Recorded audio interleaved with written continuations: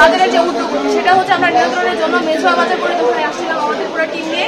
সেখানে তাদের বাজারের দরের সাথে আমাদের যে বর্তমান বাজারের দর সেটা হচ্ছে সেটার জন্য আমরা কাজ করে যাচ্ছি, যাতে হচ্ছে তারা ন্যায্য দামে জিনিসগুলো বিক্রি করে আর সাধারণ জনগণ যাতে সেই সুবিধা না পায়, সেই জন্য আমরা আজকে কাজে আসছি। কাঁচা বাজারের দাম দর জিজ্ঞাসা করতে এবং কে কতটুকু দামে বিক্রি করতেছে, কোনো সিন্ডিকেট আছে কিনা, দেশের দ্রব্যমূল্যের যে ঊর্ধ্বগতি সেটার সাথে কোনো সামঞ্জস্য আছে কিনা সেটা আমরা পরীক্ষা নিরীক্ষা করতে আসছিলাম। এখন পর্যন্ত এখানে সবাই স্বাভাবিক দামে বিক্রি করতেছে। আমি আশাবাদী প্রতিনিয়ত এই দাম কমে আসবে এবং দেশের সকল পেশাজীবী মানুষকে প্রতি আমার আহ্বান থাকবে সবাই বাজার দর যাচাই করে পর থেকে জিনিস কিনবেন এবং কোনো সিন্ডিকেটের সম্মুখীন হলে ডিরেক্ট আমাদের যে ভোক্তা অধিকার সংরক্ষণ আছে এবং দেশের জনসাধারণ আছে তাদেরকে জানাবেন। কাঁচা বাজার, তারপর